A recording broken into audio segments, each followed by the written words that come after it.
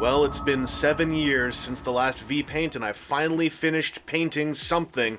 This is a repaint I did of Titan's Return Rewind. I mixed them with a label sheet and some 3D printed parts off Shapeways, which were provided to me by their artist, Trent Troop of Prize Inside. And the thing about these parts that's really important is that they were done in Black High Def Acrylate material, which I think is a game changer. And hopefully that'll become clear as we go through this thing. But also, I just want to show off my repaint. The data tab mode's a vending machine now. That's one of the cruxes. And where I added some paint was primarily, I made these parts black, and I added some metallic red here, and I put metallic red over the basic red there and there. The black is just so it doesn't look so much like this. I felt that black complements metallic green really well.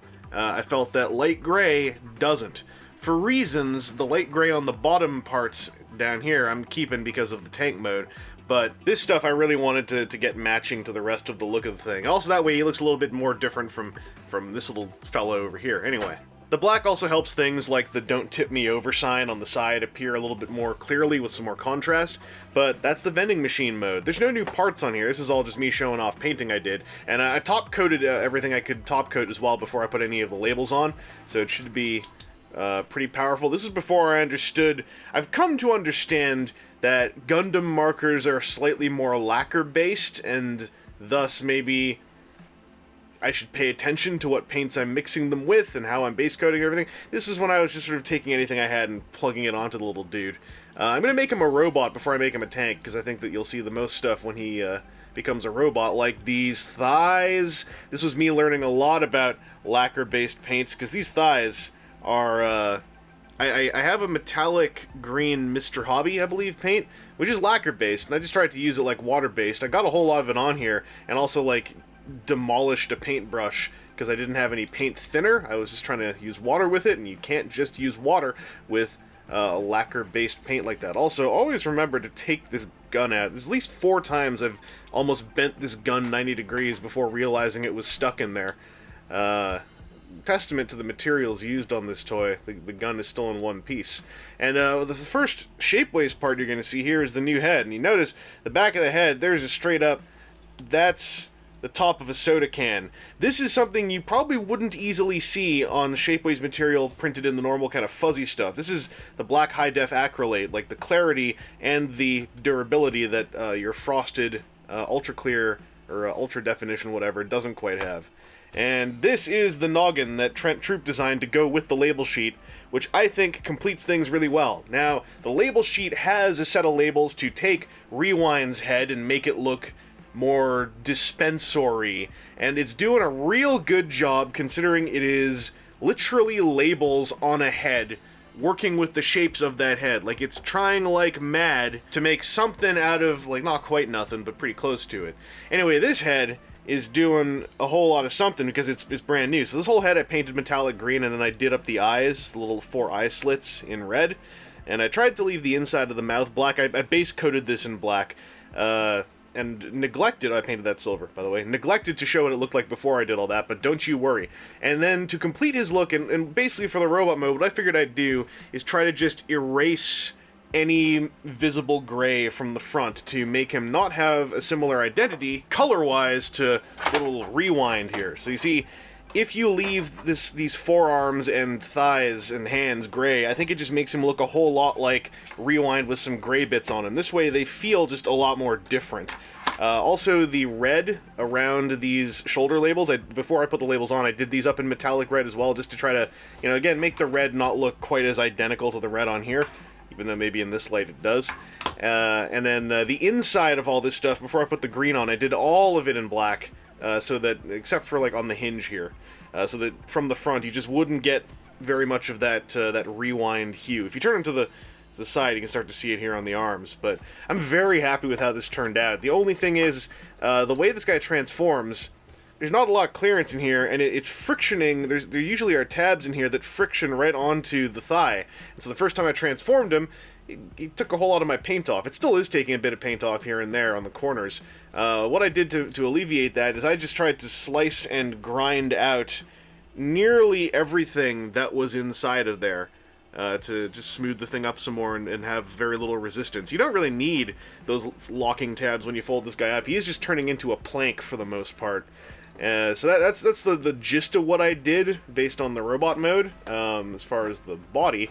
The gun from the label sheet has like a soda can thing on the barrel, so you can put that in his hands. But the other Black High Def Acrylate part is his gun, which you're now seeing in its raw plastic form. And as you can see, even when it's not been treated at all, like, this stuff does not have that grain that Shapeways usually has. I've never seen frosted ultra detail stuff in person, because I hear it's very brittle, and the thing about Black High Def Acrylate is it's not quite so brittle. However, I gave it a black undercoat, gave it some paint, and here we are with what it looks like now.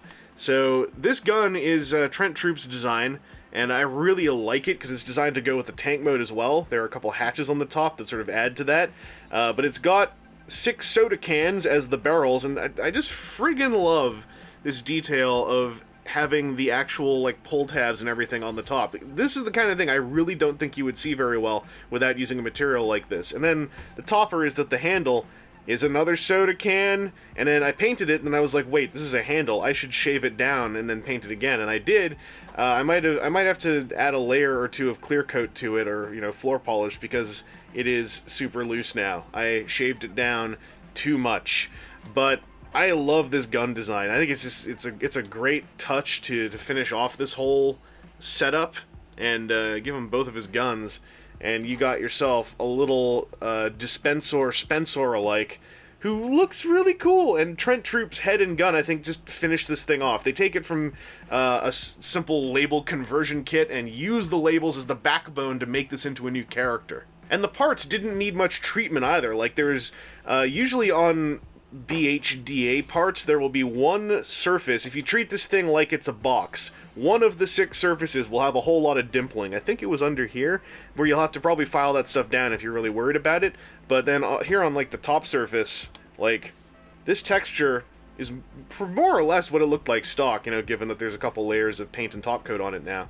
Anyway, the tank mode, this thing has a function for as well. Which, again, that's entirely on Trent Troop for thinking of this, because there's a couple little holes there, and those things are very clever. Let me speed us over. Oh no, I went so fast all the paint came off. I'm kidding. So here, I didn't want to speed us all the way over, because there's a few things I do differently with this tank mode. Number one, and this is stuff I mostly got off of Trent Troop's photography for these parts that he did himself. To get this cannon in and leave room on the top for the new gun, if you leave this open and slip this through, so you're plugging it into its vending machine mode storage point, but with this folded up. Then fold that closed, then close this down and latch it into place. Now it's kind of like it's still a forward-facing cannon, it's just lower set and doesn't really tilt up or down all that much. These little holes are matched to the Titan Master pegs on the top of this dude. They are not matched to go right in the center, like you can't use these 2 pegs, but it's meant to use either of these pairs. So usually I'll just use this pair, plug it on there nice and snug, and now you've got this, like, look at this thing. It's like a soda artillery machine with like a Vulcan and a flat cannon. I kind of like it. Anyway, there's also from the label sheet stuff like, you know, the phrase and then a name over here, and these labels have got a sort of brushed aluminum finish to them, which I don't know how to replicate on the gray part, so I just left the gray parts gray. Sue me. And then you can also see I did some stuff with the treads. I flipped the pallets a little bit. Number one, I painted the bottom and rims of the actual treads, which I think I stole that idea from the Japanese version of Rewind. But then I also did up in a similar metallic green the wheels and inner working bits, since those also are somewhat visible in robot mode. And then this also carries on the whole theme of trying to not make this look too much like this toy with some stickers and a new head. So like from the side here, way more black, this is all green, and this is the main intent of this repaint, is just to not make it look super referential to this, if possible. The labels also add things like, you know, little lights in the back, a couple lights on the front. Anyway, this is mostly to focus on the paint job I did, and also to focus on the Shapeways parts provided to me by Trent Troop from his Prize Inside Shapeways store. I've got a few more things from him that I need to paint up still. So those will come in some future installments of V-Paint. As for future installments of V-Paint, I'm going to run it like this. I'm just going to sit behind a camera and yammer a bit and show the thing I painted and talk about the ways I painted it and show you some B-roll along the way. And that's it. It took me 7 years, but I finally decided that V-Paint should just be literally what that one other V-Paint video I ever did actually was in the first place. There's also a little sticker up here, would you believe it?